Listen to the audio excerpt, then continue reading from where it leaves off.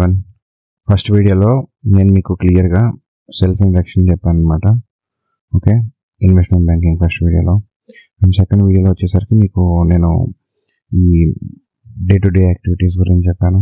So నేను రోజు ఆఫీస్కి వచ్చిన తర్వాత మార్నింగ్ నుంచి నైట్ వరకు నాకు ఏం టాస్కులు చేస్తాను అవి ఇవి అని క్లియర్గా ఎక్స్ప్లెయిన్ చేశాను.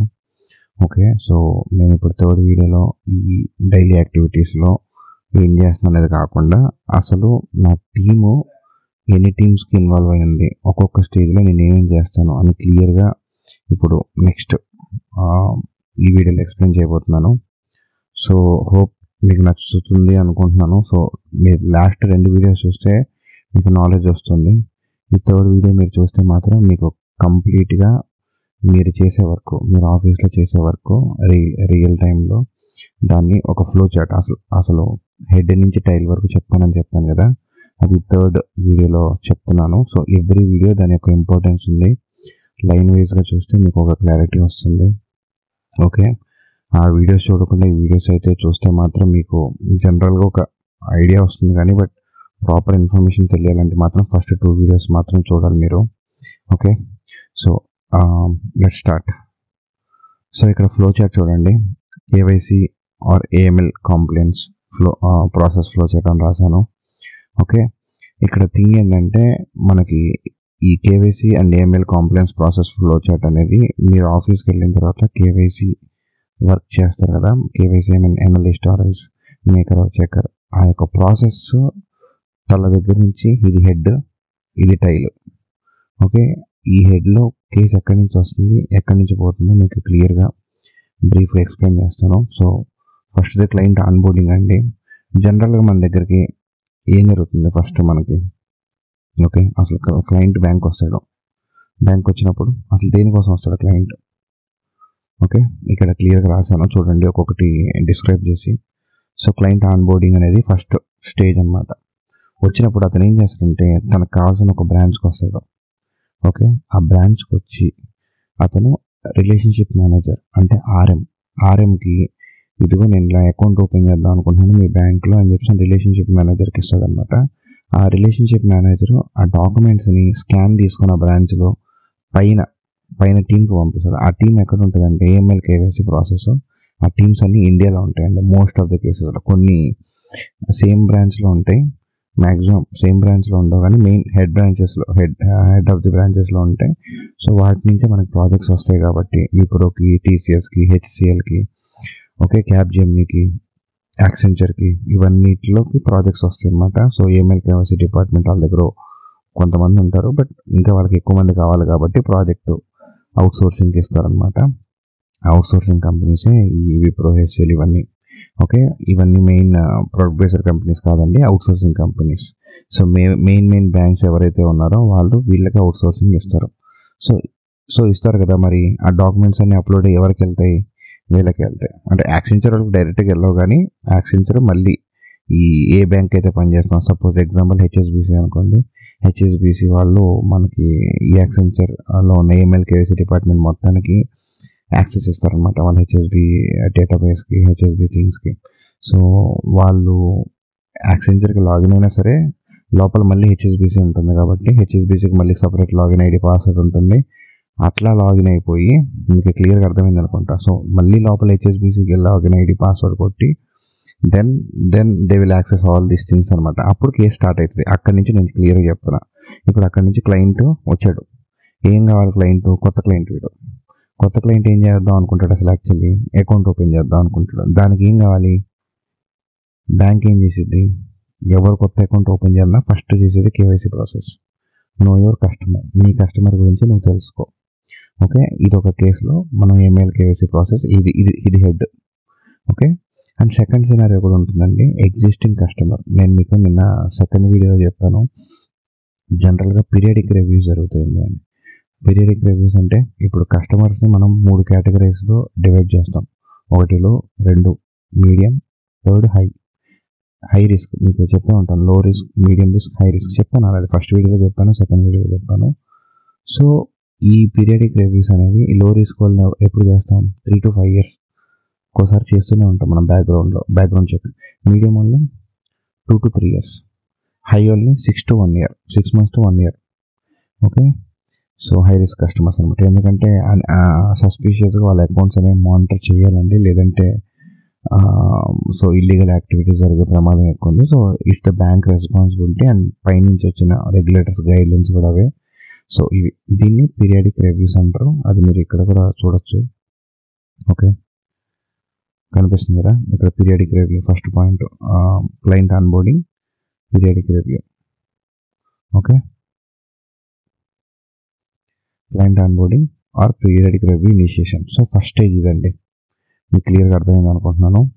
సో ఇప్పుడు సెకండ్ స్టేజ్కి వెళ్దాం. సెకండ్ స్టేజ్ అది వచ్చిన తర్వాత కేవైసీ ప్రాసెస్ మనకు రాగానే లో రిస్క్, హై రిస్క్ అని చెప్పి నీ కొత్త క్లయింట్ ఎగ్జాంపుల్ తీసుకుంది. హెచ్ఎస్బిసిలో వచ్చాడు, కేవైసీ ప్రాసెస్ స్టార్ట్ చేశారు. పీరియాడిక్ రివ్యూస్లో ఆల్రెడీ కేవైసీ జరిగింది 6 months బ్యాక్, 1 year బ్యాక్, మళ్ళీ చేస్తుంది అనమాట. అలా ఆ కేసెస్ కూడా రిపీట్ అవుతాయి. ఓకే, ఈ 2 రకాల కేసెస్ వస్తాయి. సో దీన్ని మళ్ళీ లో రిస్క్, హై రిస్క్ అని చెప్పేసి కేటగిరీ ఇక్కడ డివైడ్ అవుతుందండి. కస్టమర్ డ్యూ డిలిజెన్స్ దగ్గర అండ్ ఎన్హాన్స్డ్ డ్యూ డిలిజెన్స్ దగ్గర డివైడ్ అవుతుంది. సో ఇదే నేను మీకు నిన్న చెప్పాను, లో రిస్క్ అండ్ మీడియం రిస్క్ అనేవి కస్టమర్ డ్యూ డిలిజెన్స్ కింద వస్తాయి. ఎన్హాన్స్డ్ డ్యూ డిలిజెన్స్ అంటే ఓన్లీ హై రిస్క్ థింగ్స్ అన్ని ఈడీడీ కేసెస్ అంటారు. లోపల అక్కడ ఉన్న వాళ్ళందరూ ఇదే మాట్లాడతారు, సిడీడీ కేసా ఈడీడీ కేసా అని చెప్పేసి. సో మీరు దానికి మీరేం కంగారు పడద్దు, నేను దాన్ని క్లియర్గా ఎక్స్ప్లెయిన్ చేశాను. So let's go to the note pad.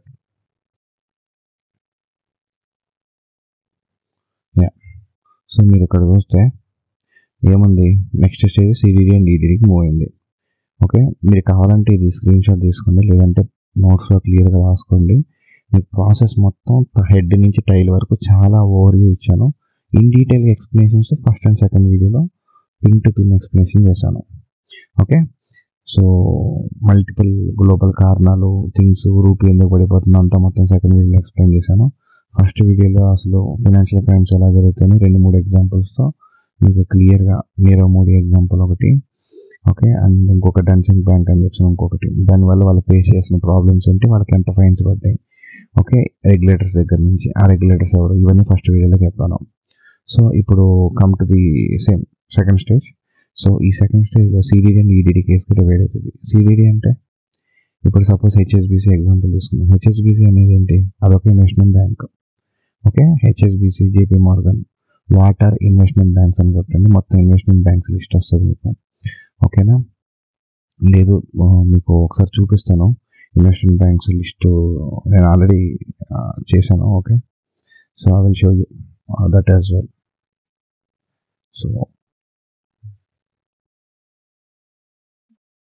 ఇవన్నీ ఇన్వెస్ట్మెంట్ బ్యాంక్స్ మొత్తం, JP Morgan, bank of America, Citigroup, Wells Fargo, HSBC, Barclays bank, Deutsche bank, UBS Switzerland bank, Credit Suisse bank, BNP Paribas, Societe Generale, Standard Chartered. Okay, ఇంకా చాలా ఉంటాయండి. మీకు ఇవన్నీ గుర్తుపెట్టుకుంటే better, ఎందుకంటే మీరు ఏ కంపెనీకి వెళ్ళినా సరే ఈ ప్రాజెక్ట్స్ మీరు చేస్తారు. ఓకే, మీరు యాక్సెంచర్కి వెళ్ళినా ఈ ప్రాజెక్ట్స్ ఉంటాయి, విప్రోకి వెళ్ళినా ఈ ప్రాజెక్ట్స్ ఉంటాయి. సో ఈ కంపెనీ వాళ్ళు అవుట్సోర్సింగ్కి మన అవుట్సోర్సింగ్ కంపెనీస్కి ఇస్తారు, లైక్ ఎంఎన్సీస్ ఆర్ ఎంఎన్సీస్. ఇవన్నీ ప్రొడక్ట్ బేస్డ్ కంపెనీస్ అంటారు. Okay, JP Morgan is product based company, bank of America is product based company. అంటే వాళ్ళ యొక్క ఓన్ ప్రొడక్ట్ అండి. ఓకే, వాటిని ప్రొడక్ట్ బేస్డ్ కంపెనీస్ అంటారు. ఆ ఓన్ ప్రోడక్ట్ని బయట థర్డ్ పార్టీకి ఇచ్చి మీరు చెయ్యండి అని అంటే దాన్ని అవుట్సోర్సింగ్ అంటారు. అక్కడి నుంచే మనం పని చేస్తాం. మీరు ఎంఎన్సీస్కి వెళ్తే ఇక్కడ వర్క్ చేస్తారు, ప్రొడక్ట్ బేస్డ్ కంపెనీస్కి వెళ్తే డైరెక్ట్గా వాళ్ళ ప్రోడక్టే కాబట్టి మీకు వర్క్ తక్కువ ఉంటుంది, ఎక్కువ స్ట్రెస్ ఉండదు, ఇది ఉండదు. బట్ మీకు నార్మల్ ఎంఎన్సీస్లో compare to startups and mid level companies మీకు ఎంఎన్సీ బాగుంటుంది. ఎంఎన్సీ కంటే బెటర్గా ఉండే కంపెనీస్ అన్ని ఇవ్వండి, వీటిలో వర్క్ చాలా బాగుంటుంది, స్టాండర్డ్ క్వాలిటీస్ మెయింటైన్ చేస్తారు, ఎవ్రీ ఇయర్ మీకు good amount of hike and బోనస్లు ఇస్తారు. HSBC every year 1 lakh bonus ఇస్తుంది ఎవ్రీ ఎంప్లాయీకి. ఓకే, సో మా బ్రదర్ పనిచేశారు, సో నాకు తెలుసు. సో అండ్ తెలిసిన ఇంకొక 2-3 కూడా పనిచేస్తున్నారు హెచ్ఎస్బిసిలో, and it's good company. And also Wells Fargo, Citigroup, ఇది current my brother is working in Wells Fargo. So చూడండి ఇక్కడ రాసాను 60 కంట్రీస్, 35 కంట్రీస్, 100 కంట్రీస్, 35 కంట్రీస్. సరే, మనం ఇప్పుడు దీని గురించి కాదు, మెయిన్ ప్రాసెస్ గురించి మాట్లాడుకుందాం. So come to the process. So CDD కేసెస్గా డివైడ్ అవుతుందని చెప్పాను కదా. సో అది ఎలా డివైడ్ అవుతుంది, ఓకే. సో ఇదిగో ఈ హెచ్ఎస్బిసి అనేది want to check background like identification documents, that's all. జనరల్గా ఒక కంపెనీ అకౌంట్ ఓపెన్ చేయాలంటే లో అండ్ మీడియం దాన్ని సపరేట్ చేస్తాను చెప్పా. ఈ సీడీలో వచ్చిన తర్వాత ఆ కేసుని జస్ట్ ఐడెంటిఫికేషన్ డాక్యుమెంట్స్ అంటే కస్టమర్ యొక్క ఐడి, అడ్రస్ ప్రూఫ్, ఆ థింగ్స్ చెక్ చేస్తే సరిపోతుంది. ఓకేనా? ఎందుకంటే వాళ్ళు లో రిస్క్ కేటగిరీ కింద వస్తారు, ఇది సరిపోతుంది. ఇంకేమైనా డాక్యుమెంట్స్ కొన్నిసార్లు చక్కర ఎక్స్పెక్ట్ చేస్తే, అంటే చక్కర అంటే మీ పైన ఉన్న వాళ్ళు ఎక్స్పెక్ట్ చేస్తారు, లేకపోతే మీరే చక్కర అయితే మీకు ఏదైనా లిటిగేషన్ కనిపిస్తుంది అని అనిపిస్తే మీకు you can request from other documents as well. Okay, ఇవన్నీ ఇండివిజువల్స్ మోస్ట్లీ ఉంటారనమాట, ఇవన్నీ కంపెనీస్ కాదు కదా. సో మీడియం కూడా సీడీలో కవర్ అవుతుంది కాబట్టి కొన్నిసార్లు company registration documents, financial details అవన్నీ పైన చెక్ చేస్తారనమాట. సో అంతకుమించి ఎక్కువ చెక్ చేయాలి సీడీలో మోస్ట్లీ ఇంతే. లేదు ఆ పర్సన్ హై రిస్క్ కస్టమర్ అంటే హై రిస్క్ ఎవరంటే చెప్పాను మీకు already, PEP, political exposure person. అంటే ఇప్పుడు మినిస్టర్ హోదాలో ఉన్న ఒక వ్యక్తి ఉన్నాడు, అతనికి ఏం ఛాన్సెస్ ఉన్నాయి? High chances of corruption. Okay, corruption చేసే ఛాన్సెస్ ఎక్కువ ఉన్నాయి. ఎవరైతే డబ్బులు ఎక్కువ అకౌంట్లో వస్తాయి అని ఉంటారో వాళ్ళందరూ హై రిస్క్ కేటగిరీలోకి వెళ్తారు. మీకు ఆల్రెడీ మొన్న చెప్పాను హై రిస్క్ కేటగిరీలో ఎవరెవరు ఉంటారో ఏంటి అని, సెకండ్ వీడియోలో, ఫస్ట్ వీడియో అన్నింటిలో చెప్పాను. సో మళ్ళీ చెప్తున్నాను ఒక ఎగ్జాంపుల్గా, పీఈపీ కస్టమర్స్ కూడా హై రిస్క్ కస్టమర్స్. ఓకే, తర్వాత నెక్స్ట్ ఈ ఈడీలో ఏం చెక్ చేస్తారంటే చెక్స్ ఎస్ఓడబ్ల్యూ అండ్ ఎస్ఓఎఫ్. మరి ఈ మినిస్టర్కి అకౌంట్లో 10 డబ్బులు ఉంటాయి. మరి దీనికి లెక్కే ఉండదు, ఎవరు వేస్తున్నారు ఎవరు వేయట్లేదు మనకు తెలియదు కదా. సో ఎవ్రీడే ట్రాన్సాక్షన్స్ జరుగుతూ ఉంటాయి. మరి బ్యాంక్ వాళ్ళు బాధ్యతగా అడుగుతారు. సో వాళ్ళని అడుగుతారు అన్నమాట, మీ సోర్స్ ఆఫ్ వెల్త్, మీకు డబ్బులు కంటిన్యూస్గా మీరు ఇన్వెస్ట్ చేసుకుంటూ వెళ్తున్నారు, మీకు ఈ ఇన్వెస్ట్ చేసే డబ్బులు ఎక్కడి నుంచి వస్తుంది అనేది source of wealth. Source of fund అంటే మీకు డబ్బులు కంటిన్యూస్గా వచ్చి పడుతున్నాయి మీ అకౌంట్లోకి, ఎవడెవడో వచ్చి అకౌంట్లో డబ్బులు వేస్తున్నాడు, మీకు ఈ ఫండ్స్ ఎక్కడి నుంచి వచ్చినాయి. ఓకే, తనంతటా తాను ఇన్వెస్ట్ చేస్తే, తనంతటా తాను ఏమైనా కొనుక్కుంటేనో, తనంతటా తాను ఈ బ్యాంకింగ్లోనే చాలా సర్వీసెస్ ఉంటాయి, ఇన్వెస్ట్మెంట్ బ్యాంకింగ్ సర్వీసెస్ అని. అంటే లైక్ కంపెనీస్కి క్యాపిటల్ రైజ్ చేయడానికి, తర్వాత ఏదైనా ఇన్వెస్ట్మెంట్ మ్యూచువల్ ఫండ్స్ కానీ బాండ్స్ కానీ ఏమైనా కొనుక్కోవడానికి, ఆ ఫండ్స్ అని కొనాలంటే అతని అకౌంట్లో డబ్బులు ఉండాలి. ఆ డబ్బులు ఎక్కడి నుంచి వచ్చినాయి అనేది చూపించాలంటే సోర్స్ ఆఫ్ వెల్త్. ఒకవేళ ఈ రోజు వచ్చి అతను 2 కోట్లు వేసాడు అనుకోండి, అది సోర్స్ ఆఫ్ వెల్త్ కింద వస్తుంది. వేరే వాళ్ళు తనకు 2 కోట్లు వేసాడు అనుకోండి, ఆ సోర్స్ ఆఫ్ ఫండ్స్ కింద వస్తుంది. ఓకేనా? సో ఈ సిడిడి అండ్ ఈడిడి ఈ సెకండ్ కేటగిరీలో మనకి డివైడ్ అయిపోతుందండి. ఓకేనా? ఈ సిడిడి అండ్ ఈడిడిలో ఈ source of funds, source of wealth cover అయిపోతుంది. సిడిలో మెయిన్ ఐడెంటిఫికేషన్ డాక్యుమెంట్స్ అయిపోతుంది. నెక్స్ట్ స్టేజ్, ఇదంతా డిఫరెంట్ టీమ్స్ చేస్తారంటే లేదండి, ఇదంతా మీరే చేస్తారు, కాకపోతే ఒక్కొక్కటి ప్రాసెస్ వైజ్గా పద్ధతిగా చేస్తారు. మీకు అర్థం కావడానికి ఈ ఫ్లో చార్ట్ నేను డిజైన్ చేశానండి. సో మీకు ఎక్కడ దొరకకపోవచ్చు, దొరికిద్దో లేదో నాకు తెలియదు, బట్ మీకు ఎక్కడ దొరకకపోవచ్చు. ఓకే, మోస్ట్లీ నేను చేశాను అండ్ ఇది కూడా నేనే క్లియర్గా మెన్షన్ చేశాను. So for make you better understanding అనమాట, పిన్ టు పిన్ ఎక్స్ప్లెయిన్ చేస్తున్నాను. చెప్పాను కదా, ఈ వీడియో అనేది ఎందుకు చేస్తున్నానంటే మీరు డైరెక్ట్గా జాబ్ని క్రాక్ చేయొచ్చు, ఏ యొక్క వీడియో చూడాల్సిన పని లేదు. అండ్ ఇది షార్ట్ కట్ ఏం కాదండి. Instead of telling complete theory చెప్పి, ఎందుకంటే ఈరోజు ఎవరు డెఫినేషన్స్ అడగరు, ప్రాసెస్ అడుగుతారు. ఓకే, నువ్వు డైలీ పొద్దున్న సాయంత్రంకి ఏం చేస్తున్నావు, ఒక కేసు ఎటు నుంచి ఎటు వెళ్తుంది, ఓకే, అండ్ దాంట్లో కొంచెం క్రాస్ చెక్ చేయడానికి డెఫినేషన్స్ అడుగుతారు. ఎస్ఓడబ్ల్యూ అంటే ఏంటి, ఎస్ఓఎఫ్ అంటే ఏంటి, ఇప్పుడు నేను చెప్పే దాంట్లో ఇవన్నీ కవర్ అవుతున్నాయి కదా. ఇవన్నీ interview questions, you need to understand. ఇప్పుడు సపోజ్ ఒక క్లయింట్ ఓపెన్ చేశారు అనుకున్నా, మీరు ఏం చేస్తారని అడుగుతారు, కేవైసీ ప్రాసెస్ చేస్తానండి. దాని తర్వాత ఈ సిడిడి అండ్ ఈడిడిలో డివైడ్ చేస్తాను. సిడిడిలో జనరల్ ఐడెంటిఫికేషన్ చెక్ చేస్తానండి, అండ్ ఈడిడిలో ఇప్పుడు సపోజ్ మీరే ఎగ్జాంపుల్ చెప్పచ్చు, మినిస్టర్ కేసు అలాంటి చేసేది హై ఛాన్సెస్ ఆఫ్ కరప్షన్ ఉంటుంది కాబట్టి ఎస్ఓడబ్ల్యూ అండ్ ఎస్ఓఎఫ్ ఈ డాక్యుమెంట్స్ అడుగుతాను. వీటికి సపరేట్ డాక్యుమెంట్స్ ఉంటాయంటే డబ్బులు ఎక్కడి నుంచి వస్తున్నాయి అనేది వాడు ఫామ్ 16 సంథింగ్ ఏదో కొన్ని సపరేట్ డాక్యుమెంట్స్ ఉంటాయి, వాటికి ఫైనాన్షియల్ డీటెయిల్స్, మెమరాండమ్స్ అవి చెక్ చేస్తారు. ఇంకోటి చాలా అంటాడు, మీరు పని చేశారని చెప్పి వాడికి నమ్మకం వస్తుంది అనమాట. సో ఇప్పుడు మీకు నెక్స్ట్ థర్డ్ లెవెల్ స్టేజ్, మీకు ప్రాసెస్ అర్థం కాదని చెప్తున్నా.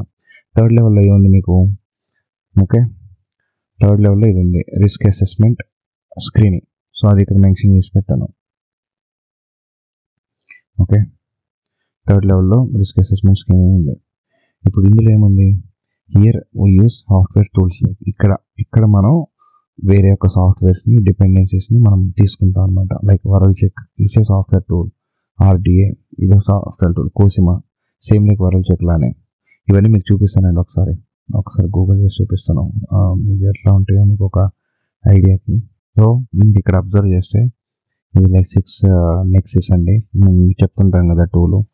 దీంట్లో మనం డాక్యుమెంట్స్, ఓకే, ఆ కస్టమర్స్ యొక్క negative marketing, adverse media negative things, ఇవన్నీ నేను సెకండ్ వీడియో ఎక్స్ప్లెయిన్ చేశాను.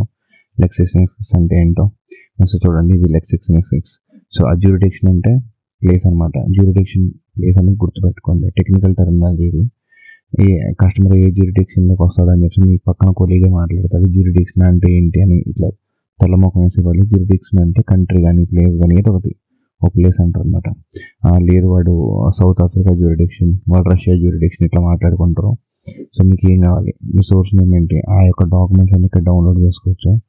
కొన్నిసార్లు మల్టిపుల్ సోర్సెస్కి వెళ్ళే బదులు ఇక్కడి నుంచే చాలా థింగ్స్ వస్తాయి అనమాట మీకు. ఒక సాఫ్ట్వేరు, ఓకే, దేనికోసం అనాలిటిక్స్ చేసుకొని, ఓకే, ఇక్కడ మీకు క్లియర్గా ఉంది. మీరు కావాలంటే ఒకసారి యూజ్ చేయొచ్చు. ఇట్లానే ఉంటుంది సాఫ్ట్వేర్. దీని ఐడి పాస్వర్డ్ మీకు ఇస్తారు. సో ఇదే యూజ్ చేసి నేను వర్క్ చేస్తానండి అని చెప్పొచ్చు. అండ్ వరల్డ్ చెక్ అనేది ఇలా ఉంటుందండి. If you come to the world check, so మీకు కనిపిస్తుంది అనుకుంటున్నా, LSCG world check 1. So customer పేరు వచ్చిందండి. నేను కస్టమర్ పేరు టైప్ చేయగానే వచ్చింది. వాడి డీటెయిల్స్ మొత్తం పడతాయి అనమాట. ఎంతమంది ఉన్నారు, జేమ్స్ బ్రాడ్లీ వాళ్ళు చాలామంది ఉన్నారు. అప్పుడు మళ్ళీ కంట్రీకి తగ్గట్టు మ్యాచ్ చేసి, తర్వాత డేట్ ఆఫ్ బర్త్ తగ్గట్టు మ్యాచ్ చేసి తర్వాత చెక్ చేస్తాం. సో వీటిలో కనుక వాళ్ళు ఉన్నారంటే వాళ్ళు ఫ్రాడ్ పని చేసినట్టు. ఓకే, ఈ పాస్పోర్ట్ నెంబర్లు ఇవన్నీ ఒక్కొక్కటి క్లిక్ చేసి వెరిఫై చేసుకుంటే ఈ యొక్క థింగ్ ఫైనల్గా ఏదైతే వస్తుందో వాడు ఉన్నాడనుకోండి, దాన్ని డౌన్లోడ్ చేసి కాంప్లైన్స్ టీమ్కి పంపిస్తారు. అంతే, your job is done. Compliance team deep investigation చేసి SAR సస్పీషియస్ యాక్టివిటీ రిపోర్ట్ ఒకటి చేసి ఫినాన్షియల్ అథారిటీస్కి చేసేది. అంతే జాబ్. ఇలా రోజు కొన్ని వేల కేసెస్ వస్తూ ఉంటాయి. సో అవన్నిటిని టీమ్ లీడర్ డివైడ్ చేసి అందరికి పంచుతుంది. అవన్నీ మీరు ప్రాసెస్ చేసి ఈ రోజుకి ఆ రోజు ఇన్ని కేసెస్ కంప్లీట్ చేసుకుంటూ వెళ్ళాలి. సో దీనివల్ల prevention of fraud and financial క్రైమ్స్ని మనం ఎరాడికేట్ చేయొచ్చు. I hope you understand. So let's come to the slide again. So నేను చెప్పాను, సో రిస్క్ అసెస్మెంట్ స్క్రీనింగ్ అని చెప్పేసి. సో అదే మీకు ఇప్పుడు చూపించాను. మీకు టూల్స్ అనేవి వరల్డ్ చెక్ అవుట్ చూపించాను అండ్ నెక్సిస్ చూపించాను. Okay, so let's come to the note pad risk assessment screening గురించి.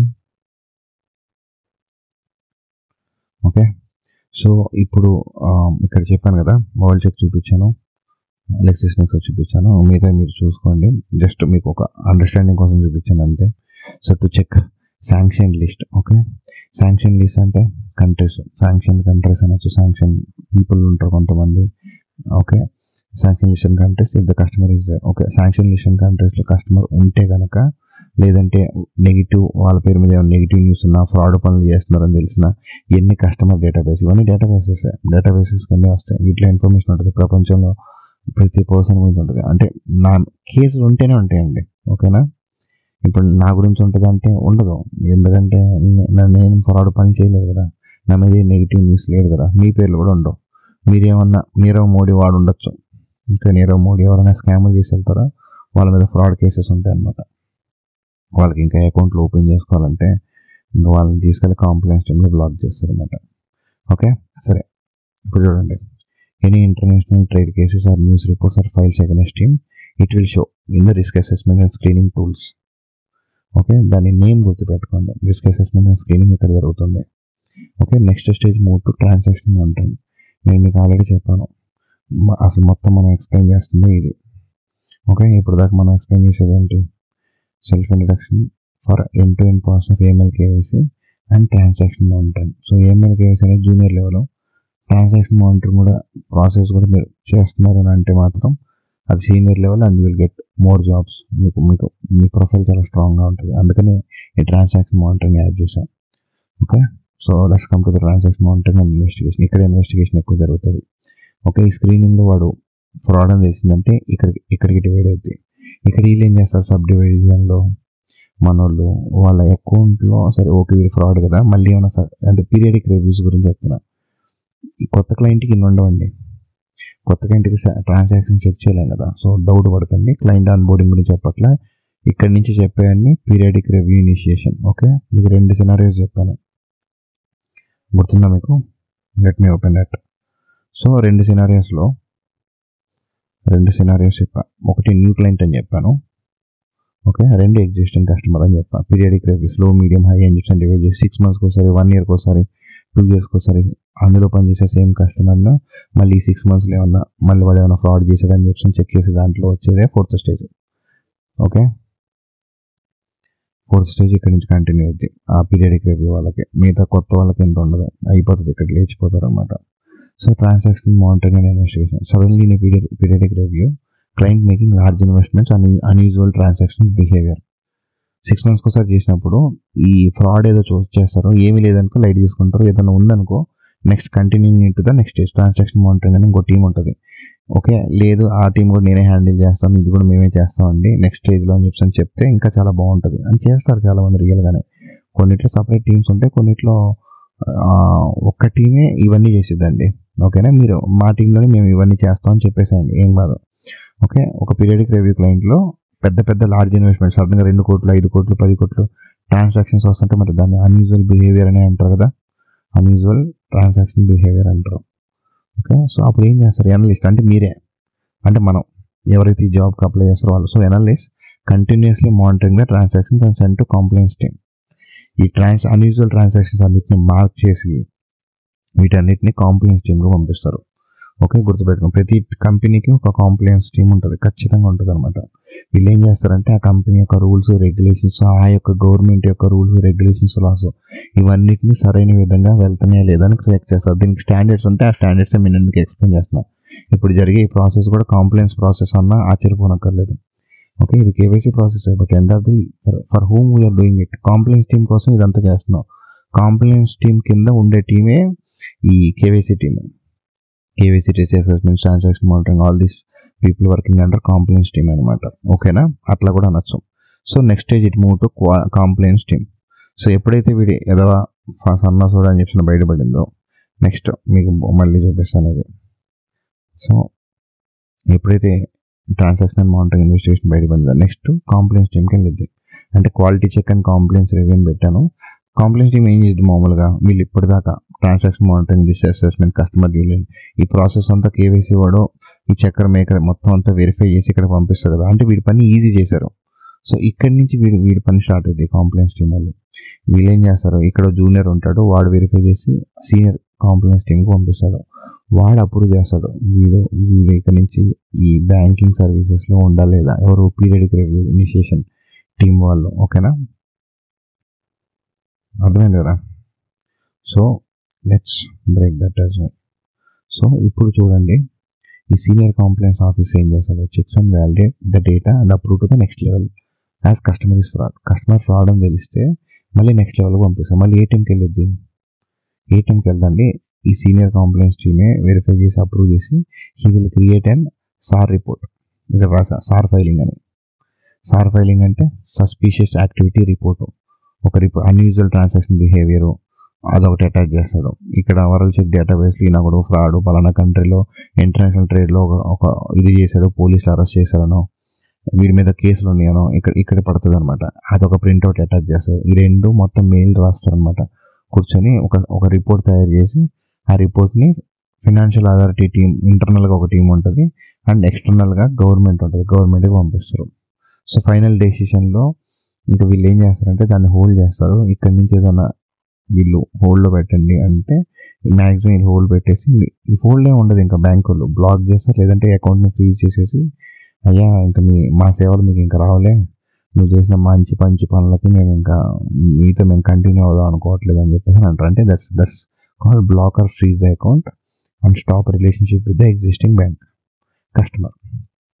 ఓకే, సపోజ్ అంబానీయో అదానియో ఎవరొకళ్ళు, పేర్లు మెన్షన్ చేయకూడదు కానీ బట్ చెప్తున్నా, ఎవరొకళ్ళు ఉన్నారు, అతను ఫస్ట్ 10 years బాగానే ఉన్నాడు, 11th year ఒక తప్పు చేశాడు అనుకుందాం, ఆ డేటాబేస్లో తెలిసింది అనుకుందాం, ఇల్లీగల్ సస్పిషన్ ట్రాన్సాక్షన్ పడుతున్నాయి అనుకుందాం అన్యూజువల్గా. సో అప్పుడు అతను ఏం చేస్తారు, బ్లాకర్ ఫ్రీజ్ చేస్తారు కస్టమర్ని. ప్రతిదానికి లీగల్ టీం ఉంటుందండి వాళ్ళ యొక్క కంపెనీస్లో కూడా, వాళ్ళందరూ వీటన్నిటిని క్లియర్ చేస్తూ ఉంటారు అనమాట. ప్రతిదానికి ఎక్స్ప్లెయిన్ చేస్తారు, source of funds, source of wealth ఇవన్నీ ఇస్తుంటారు అనమాట పెద్ద పెద్ద కంపెనీస్. అందుకని ప్రతి కంపెనీకి reputation is the biggest important. Reputation అంటే మంచి పేరు పోయిందా, దాని వాళ్ళకి బ్యాంకులు ఎవరెవరు, దానికి వాల్యూ ఎవరు, ఏ ఇన్వెస్టర్ వచ్చి ముందుకు వచ్చి దాంట్లో డబ్బులు వేయడం. Okay, so these are the things అనమాట. మీకు రియల్ టైంలో ఒక ఎగ్జాంపుల్ చెప్పాలంటే పేటిఎం కూడా multiple times government regulators, RBI చెప్తానే ఉంది నీ ఈఎంఐలు కావాల్సే ప్రాసెస్ చక్కగా లేదు, ఎక్కడెక్కడి నుంచి డబ్బులు వస్తున్నాయి చూసుకో అని వినలేదు. 2023లో పెద్ద ఫైన్ వేసింది, స్టాక్ భయంకరంగా పడిపోయింది అనమాట. ఓకేనా, మీరు కావాలంటే ఇది అవునా నిజమా కాదా అని చెప్పి మీరు గూగుల్ చేసుకోండి, మీకు అర్థమవుతుంది. ఓకేనా, నెక్స్ట్ అసలు ఎందుకు వై ఫర్ అవాయిడింగ్, ఇదంతా మనం ఎందుకు చేస్తాం అంటే for avoiding fraud and financial crimes. Okay, మనం ఫస్ట్ వేసుకున్న డెఫినేషన్ ఇదే అండి. అదర్వైజ్ ఏం జరిగింది, otherwise regulators will fine to HSBC to provide support to the illegal activities in HSBC bank. Okay, నువ్వు ఇల్లీగల్ పీపుల్ కస్టమర్స్ అందరికి నువ్వు సపోర్ట్ చేస్తున్నావు అని చెప్పి నీ మీద ఫైన్ వేసిద్దా అంటే ఎస్ వేస్తుంది. ఓకే, ఏదో ఒక రోజు బిలియన్స్ ఆఫ్ డాలర్స్ ఫైన్ చేసిద్ది. అది మీకు ఫైన్ వేసిద్దా లేదనేది ఇప్పుడు మీకు నెక్స్ట్ స్లైడ్స్లో చూపిస్తాను. ఓకే, ఒక ఓవర్వ్యూ ఇస్తాను చూడండి. ఓకే, సో నెక్స్ట్ స్లైడ్ ఏంటి, సో ఆ ఫైన్స్ గురించి నేను చెప్తాను, but then first will start here. Banks చాలా డిపార్ట్మెంట్స్ ఉంటాయి, అందులో వన్ ఆఫ్ ది డిపార్ట్మెంట్ వచ్చేసరికి AML, KYC and transaction monitoring. Okay, next slide. అసలు why AML, KYC required, prevent fraud and financial crimes. Okay, ఇది clear. Why transaction monitoring required, ఇది రాసుకోండి మీరు customer అడిగినప్పుడు, కానీ మీకైనా తెలియాలి కదా వర్క్ చేస్తున్నారు కాబట్టి. Detect and prevent fraud and financial crimes with deeper investigations of suspicious or unusual transactions.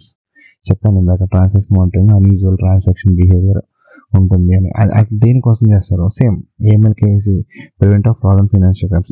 ఈ పదం తీసుకొచ్చి ఇక్కడ అంటించండి, ఇంకా తర్వాత అన్యూజువల్ ట్రాన్సాక్షన్స్ అని పెట్టండి, అంతే. రెండు combination.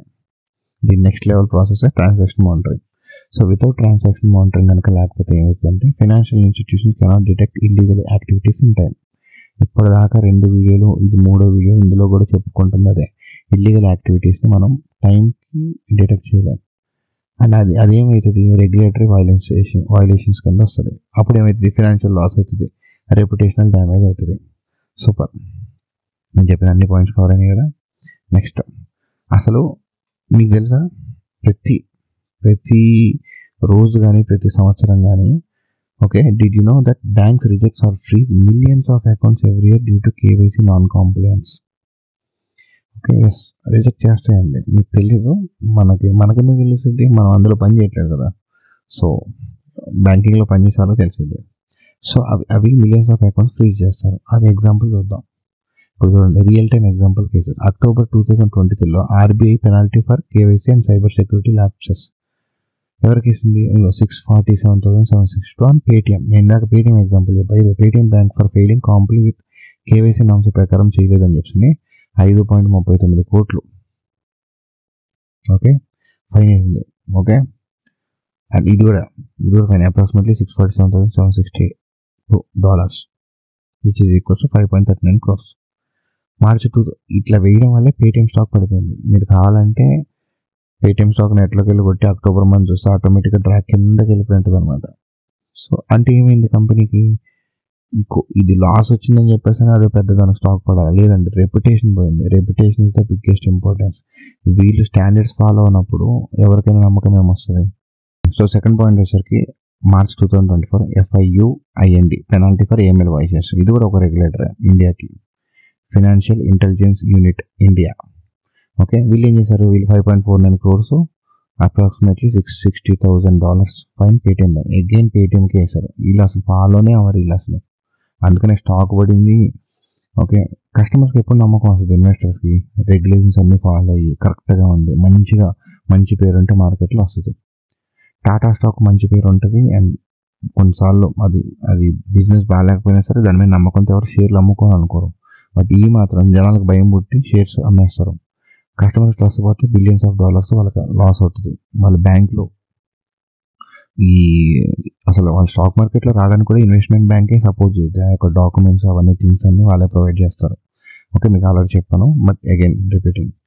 So next example Morgan Stanley, ఇది ఒక ఇన్వెస్ట్మెంట్ బ్యాంక్ అండి. దీనికి కూడా ఫైన్లు పడ్డాయి, బాగానే దీనికి బాగా పడ్డాయి ఫైన్లు. 2003లో పడింది, 2005లో పడింది, 2020లో పడింది, 2022, 2024 ఇట్లా పడతా ఉంటుంటే ఈ వీడు కూడా దుకాణం సర్వ్ చేసుకోవాలన్నమాట.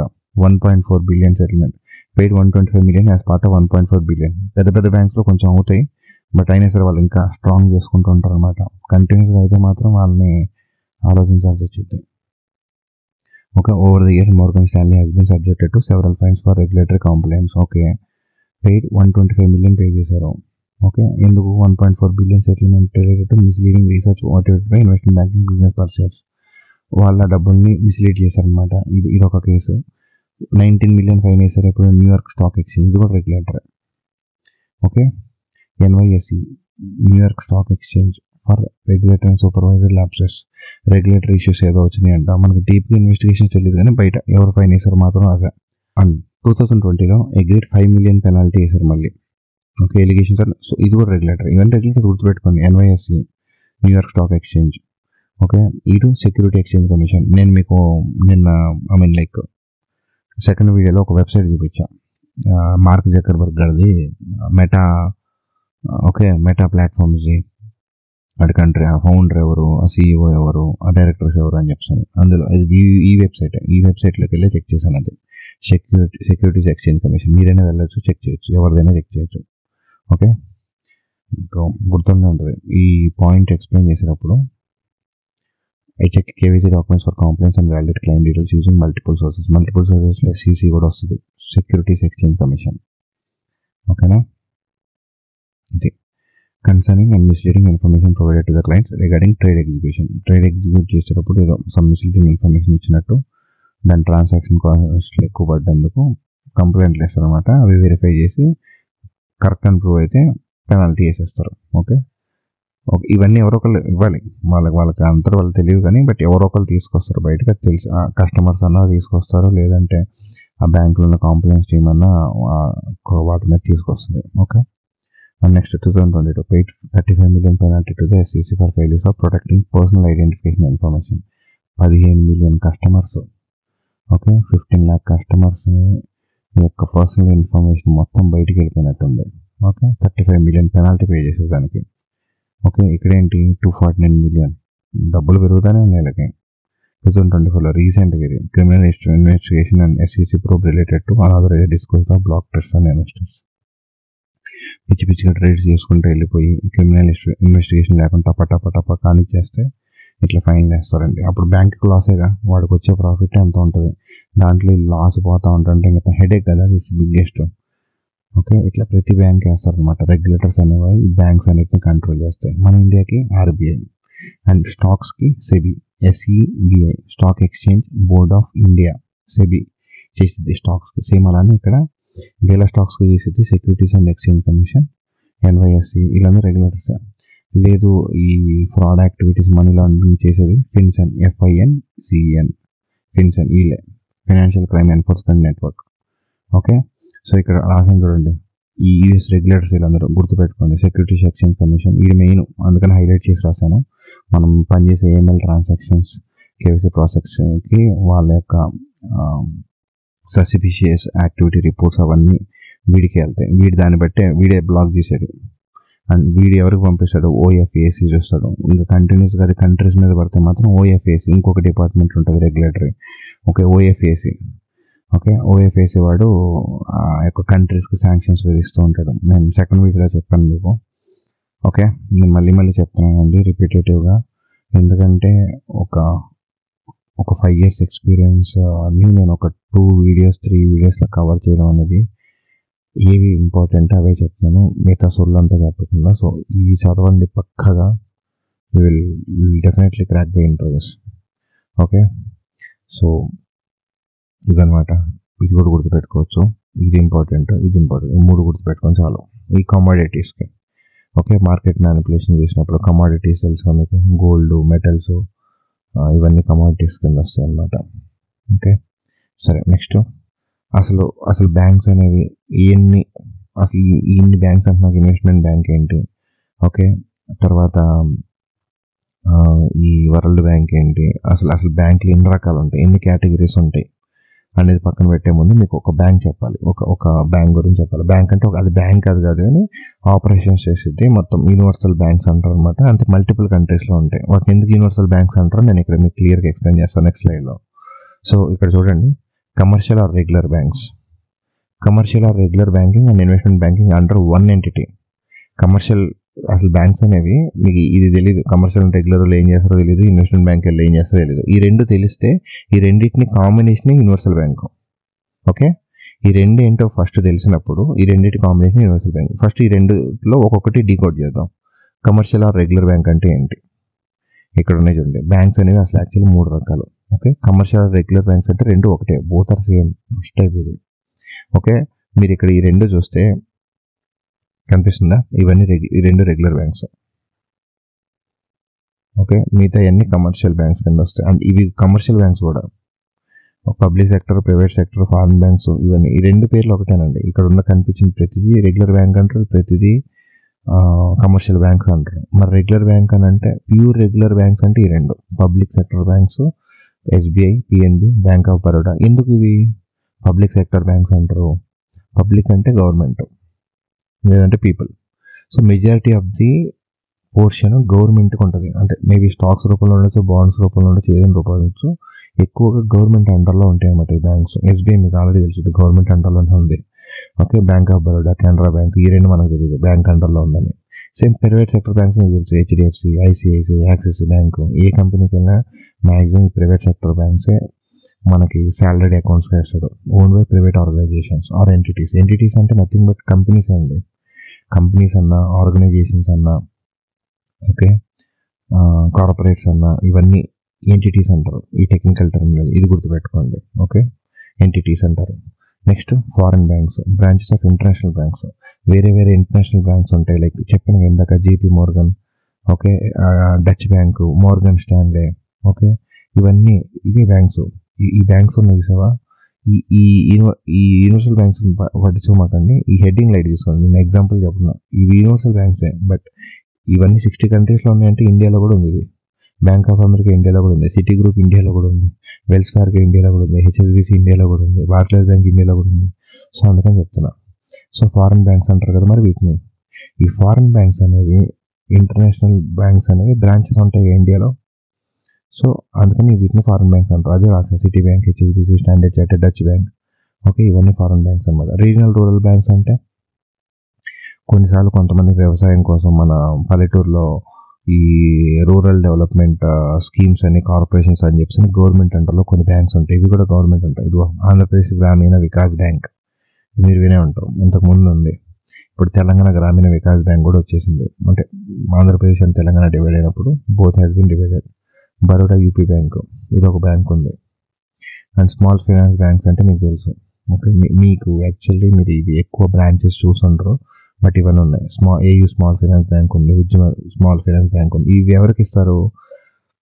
చిన్న చిన్న ఉద్యోగాలు చేసుకుంటారు కదా. ఏమంటే నేను ఒక షాప్ పెట్టుకుంటానండి, ఏమంటే నేను ఒక 10 మందితో ఒక మిషన్ కొట్టు పెట్టుకుంటానండి, ఏమంటే నేను ఒక పానీపూరి బండి పెట్టుకుంటాను. ఎంఎస్ఎంఈస్ అంటే ఓకే, వీటిని ఏమంటారంటే ministry of micro, small and medium enterprises అంటారు. ఎంఎస్ఎంఈస్ చిన్న చిన్న కంపెనీస్ అన్నా, మీడియం లెవెల్ కంపెనీస్ అన్నా గవర్నమెంట్ వాళ్ళకి చేదోడు వాదోడుగా ఉంటుంది. లో ఇన్కమ్ గ్రూప్స్ వచ్చే వాళ్ళందరినీ ఈ స్మాల్ ఫైనాన్స్ బ్యాంక్స్ అంటారు. ఇదంతా ఒక టైప్ అండి, ఇదంతా ఒక కేటగిరీలోని టైప్స్ ఆఫ్ బ్యాంక్స్ ఇవి. ఓకే, ఇది కేటగిరీ, ఇది టైప్స్. ఇన్ని రకాలు ఉంటాయని చెప్తున్నా. పేమెంట్స్ బ్యాంక్ మనకు తెలుసు, పేటీఎం రాలేదు ఏంట్రా బాబు అని క్వశ్చన్ అడుగుతారు. పేటీఎం బ్యాంక్ ఉంది, ఎయిర్టెల్ పేమెంట్స్ బ్యాంక్ ఉంది, ఇవన్నీ ఎగ్జాంపుల్స్. ఈ పేమెంట్స్ బ్యాంక్ అంటే లిమిటెడ్ ప్యూర్ బ్యాంక్ ఏంటంటే ఇవి ఈ రెండు ప్యూర్ బ్యాంక్స్ అన్నీ ప్రొవైడ్ చేస్తాయి. వీటి అలా కాదు కాబట్టి లిమిటెడ్ బ్యాంకింగ్ సర్వీసెస్ చేస్తారు. అంటే బ్యాంకింగ్ సర్వీసెస్ ప్రొవైడ్ చేస్తారు కాబట్టి చాలా లిమిటెడ్గా ఉంటాయి. డిపాజిట్స్, పేమెంట్స్, లోన్స్ ఏమి ఇవ్వడం. ఎగ్జాక్ట్లీ క్లియర్ రాశా. ఇవన్నీ ఎవరు కంట్రోల్ చేస్తారంటే ఆర్బీఐ అండి. ఏ యాక్ట్ ప్రకారం మనకు ప్రతిదానికి ఒక రెగ్యులేషన్ యాక్ట్ ఉంటుంది. ఇది అవసరం లేదు బట్ మీకు కోసం మెన్షన్ చేశాను. Regulated by the reserve bank of India under the banking regulation act 1949లో వచ్చింది. 1949 నుంచి ఆర్బీఐ బ్యాంక్స్ అన్నిటిని కంట్రోల్ చేస్తుంది అని గుర్తుపెట్టుకోండి. ఓకే, నెక్స్ట్ సెకండ్ టైప్ ఏంటి? Investment banks. ఇక్కడ వచ్చింది, మీరు వీటిలోనే పనిచేసేది. ఓకే, వీటిలో పనిచేసేది అంటే ఏంటి? ఇవి వీటిలోనే వర్క్ చేసేది మీరు. ఓకే, వీటిని యూనివర్సల్ బ్యాంక్స్ అని కూడా అంటారండి. Investment banks and universal banks అని కూడా ఎందుకు అంటారంటే, investment banks plus regular banks and commercial banks రెండు ఆపరేషన్స్ చేస్తుంది దాన్ని యూనివర్సల్ బ్యాంక్ అంటారు. కొన్నిసార్లు ఇన్వెస్ట్మెంట్ బ్యాంక్స్ గోల్డ్మెన్స్ ఇవి మాత్రమే ఈ పని మాత్రమే చేస్తాయి, ఇంకేం పని చేయవన్నమాట అవి. ఓకేనా, సో వాటిని ప్యూర్ ఇన్వెస్ట్మెంట్ బ్యాంక్స్ అంటారు. And investment banks plus retail corporate banking అదే రాసే ఇక్కడ mention. Commercial or regular banking and investment banking రెండు ఒకే ఆర్గనైజేషన్ కింద పనిచేస్తాయి. అంటే రెండు బ్యాంకింగ్ టైప్స్ మర్జ్ అయిపోవడం. అంటే లైక్ కమర్షియల్ ఆపరేషన్స్ చేస్తారు, regular operations, and investment bank provide చేసే సర్వీసెస్ ప్రొవైడ్ చేస్తారు. ఈ రెండు సర్వీసెస్ ప్రొవైడ్ చేస్తే దాన్ని యూనివర్సల్ బ్యాంక్ అంటారు. అదే ఇక్కడ మెన్షన్ చేశారు. సో రెగ్యులర్ బ్యాంక్స్ ప్రొవైడ్ చేసే సర్వీసెస్, ఇన్వెస్ట్మెంట్ బ్యాంక్ ప్రొవైడ్ చేసే సర్వీస్, ఈ రెండు సర్వీసెస్ ప్రొవైడ్ చేస్తే దాన్ని యూనివర్సల్ బ్యాంక్స్ అంటారు. ఓకే, ప్యూర్ ఇన్వెస్ట్మెంట్ బ్యాంక్స్ అని కొడుతుంటే గోల్డ్మెన్ సాక్స్ వస్తుంది ఎక్కువ, ఎందుకంటే ఇది ప్యూర్ ఇన్వెస్ట్మెంట్ బ్యాంక్స్. వీడు కూడా 2018లో రిటైల్ బ్యాంకింగ్లో అడుగు పెట్టారు. రిటైల్ బ్యాంకింగ్ అంటే ఇదే. రిటైల్ అంటే మళ్ళీ కన్ఫ్యూజ్ అవుతున్నాం, regular banks, commercial banks, retail banks మొత్తం ఒకటే. ఓకేనా, ఇదంతా ఫస్ట్ టైప్ కింద వస్తుంది. ఓకే, ఈ స్పెషలైజ్డ్ బ్యాంక్స్ వదిలేయండి, మొత్తం మీకు అర్థం కాదని చెప్పిన థర్డ్ టైపు పెద్ద infra project like NH highways కడతారు కదా, వేల కోట్లు కావాలి, మరి వాటికి వీళ్ళు అప్పులు ఇస్తారంటే వీళ్ళు ఇస్తారు. బట్ వాటికి కూడా సపరేట్గా బ్యాంక్స్ ఉన్నాయండి, స్పెషలైజ్డ్ బ్యాంక్స్ అంటారు.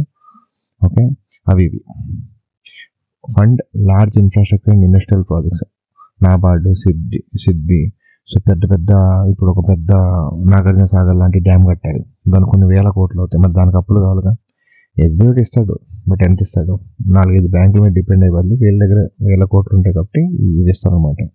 ఓకే, ఇవి బోర్డ్స్ ఇవి ఇస్తారు మెయిన్. కోఆపరేటివ్ బ్యాంక్స్, సరస్వతి ఇవి అవసరం లేదు, మీకు ఈ నాలెడ్జ్ సరిపోద్ది. ఇన్వెస్ట్మెంట్ బ్యాంక్స్ అండ్ ఈ రెగ్యులర్ బ్యాంక్స్ నాలెడ్జ్ సరిపోద్ది. నెక్స్ట్ అసలు అవి డబ్బులు ఎలా ఎర్న్ చేస్తాయి. SBI బ్యాంక్ ఒకటి కేసు ఎగ్జాంపుల్ తీసుకొని మీకు ఎక్స్ప్లెయిన్ చేస్తున్నాను. ఇప్పుడు SBI బ్యాంక్ ఉంది, దాన్ని ఏమని చెప్పాను నేను, రెగ్యులర్ బ్యాంక్ అని రాసాను. ఇక్కడ రెగ్యులర్ బ్యాంక్ అంటే ఇది రెగ్యులర్ బ్యాంక్ అంటే పబ్లిక్ సెక్టర్, ఇవన్నీ రెగ్యులర్ బ్యాంక్స్, ఇవన్నీ ఆపరేషన్స్ చేస్తాయి. ఓకే, అసలు వీళ్ళకి డబ్బులు ఎలా వస్తాయి? మీకు ఆల్రెడీ చెప్పాను ఫస్ట్ వీడియోలో, వీళ్ళకి డబ్బులు ఏం లేదండి, లోన్స్ ఇస్తారు, డిపాజిట్స్ చేసే ఫిక్స్డ్ డిపాజిట్ తీసుకుంటారు, లేదంటే రికరింగ్ డిపాజిట్ తీసుకుంటారు. ఆ కస్టమర్ కాడికి 2%, 4%, 3% కస్టమర్కి పే చేస్తారు.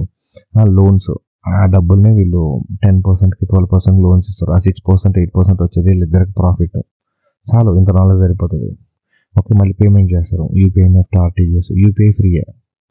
ఓకే, నెఫ్ట్ ఆర్టీజీఎస్కి డబ్బులు పడతాయి, ఒక లిమిట్కి మించి చేస్తే వీటికి ఛార్జెస్ పడతాయండి. Okay, debit and credit cards ఇస్తారు, ఆ క్రెడిట్ కార్డ్స్ నుంచి మనం డబ్బులు డ్రా చేసి మళ్ళీ అక్కడి నుంచి వాళ్ళకి డబ్బులు వస్తాయి. Okay, savings and current accounts individual maintain చేస్తారు. ఇవన్నీ వాళ్ళు చేసే ఆపరేషన్స్ అనమాట. డబ్బులు వచ్చేది ఇక్కడ నుంచి, లోన్స్ అండ్ డిపాజిట్స్ నుంచి, అండ్ ఇక్కడ నుంచి ట్రాన్స్ఫర్స్ నుంచి కొంచెం ట్రాన్సాక్షన్ ఫీజ్ వస్తుంది, క్రెడిట్ కార్డ్స్ నుంచి కొంచెం ఇంట్రెస్ట్ వస్తుంది. They are earning like this. Same ఇట్లా ఒకళ్ళిద్దరు అంటే మీకు అంత ప్రాఫిట్ కనిపించుకోవచ్చు, అదే కొన్ని కోట్లలో ఉంటారు కాబట్టి మీకు ప్రాఫిట్ బాగా కనబడుతుంది. ఓకే, కమర్షియల్ బ్యాంక్ చూడండి. కమర్షియల్ బ్యాంక్ అంటే రెగ్యులర్ బ్యాంక్, కమర్షియల్ బ్యాంక్ రెండు ఒకటే అని చెప్పే బదులు అంటే ఎస్ ఎగ్జాక్ట్లీ రెండు ఒకటే, బట్ ఇవి ప్యూర్ రెగ్యులర్ బ్యాంక్స్ అంటారు. Public and private sectors are pure regular banks. ఇవి కొంచెం కమర్షియల్ బ్యాంక్స్ కింద వస్తాయి. అంటే వీళ్ళందరూ బయట కంపెనీస్ వాళ్ళకి ఇలా అప్పులు ఇచ్చినా సరే వీళ్ళందరూ కమర్షియల్ ఆపరేషన్స్ చేస్తారు. ఆపరేషన్స్ కింద గుర్తుపెట్టుకోండి.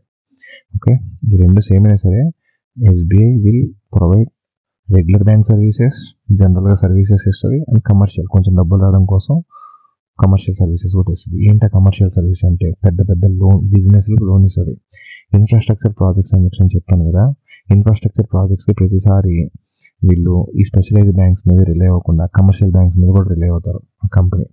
అప్పుడు ఆ కార్పొరేట్ లోన్స్ ఇచ్చేటప్పుడు లార్జ్ లోన్స్ ఫర్ బిజినెసెస్ ఇచ్చింది, ఇన్ఫ్రాస్ట్రక్చర్ ప్రాజెక్ట్స్కి డబ్బులు ఇచ్చింది.